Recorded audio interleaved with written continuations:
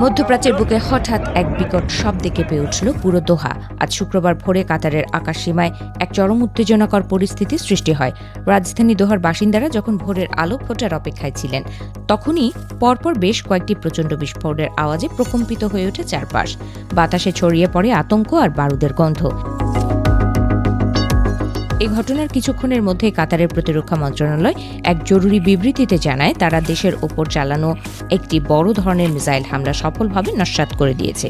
দেশটির সশস্ত্র বাহিনীর দূরদর্শী পদক্ষেপ এবং শক্তিশালী বিমান প্রতিরক্ষা ব্যবস্থার কারণে কাতারকে এক ভয়াবহ বিপর্যয়ের হাত থেকে রক্ষা করা সম্ভব হয়েছে। অত্যন্ত সাহসিকতার সাথে মাঝ আকাশে সেই বিধ্বংসী ক্ষেপণাস্ত্রটিকে ধ্বংস করে দেয় কাতারি সেনারা।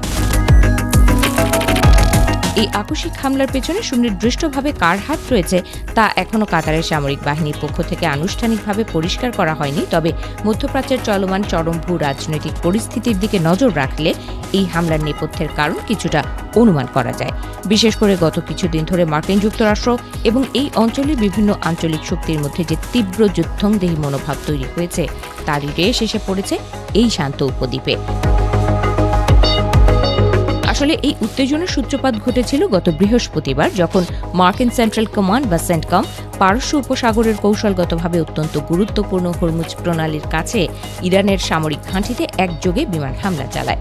যুক্তরাষ্ট্রের সেই হামলায় ইরানের কমান্ড সেন্টার এবং বিমান প্রতিরক্ষা ব্যবস্থা মারাত্মকভাবে ক্ষতিগ্রস্ত হয়। আর এই ঘটনার ঠিক পরপরই পুরো অঞ্চলের সমীকরণ সম্পূর্ণ বদলে যায়। আমেরিকার সেই হামলার জবাবে ইরানও হাত গুটিয়ে বসে থাকেনি। তারা প্রতিবেশী কুয়েত এবং বাহরাইনে অবস্থানরত মার্কিন সামরিক স্থাপনাগুলোকে লক্ষ্য করে একের পর এক প্রতিশোধমূলক ড্রোন ও মিসাইল ছুটতে শুরু করে, যার ফলে সেই সব দেশের স্থানীয় বিমান প্রতিরক্ষা ব্যবস্থাগুলো সক্রিয় হয়ে ওঠে এবং পুরো মধ্যপ্রাচ্য জুড়ে এক যুদ্ধকালীন পরিস্থিতির সৃষ্টি হয়। আর সেই আগুনের ছিটকে আসা অংশ হিসেবেই আজকের এই দোহায় হামলার ঘটনা ঘটেছে বলে মনে করছেন বিশ্লেষকরা। কাতারের উপর এই ধরনের হামলা অবশ্য এবারই প্রথম নয়। এর মাত্র কয়েকদিন আগে গত 12 জুলাই কাতার প্রতিরক্ষা মন্ত্রণালয় আরেকটি শক্তিশালী ব্যালিস্টিক মিসাইল হামলা রুখে দেওয়ার কথা জানিয়েছিল। উপর্যুপরি এই সব হামলার ঘটনার পর কাতারের স্বরাষ্ট্র মন্ত্রণালয় দেশের নিরাপত্তা জোরদার করেছে এবং সর্বোচ্চ সতর্কতা জারি করেছে। একই সাথে সাধারণ জনগণকে ঘরের ভেতরে থাকার এবং রাস্তায় কোনো সন্দেহভাজন বোমার টুকরো বা ধ্বংসাবশেষ দেখলে তা স্পর্শ না করার কড়া নির্দেশ দেওয়া হয়েছে। কাতারের সার্বভৌমত্বের উপর এমন নগ্ন হামলার তীব্র নিন্দা জানিয়েছে আন্তর্জাতিক মহল। মিসাইল হামলার ঘটনাটি প্রকাশ পাওয়ার পরপরই মিশর, সংযুক্ত আরব আমিরাত এবং জর্ডানের মতো প্রতিবেশী আরব রাষ্ট্রগুলো কাতারের প্রতি পূর্ণ সংহতি প্রকাশ করেছে।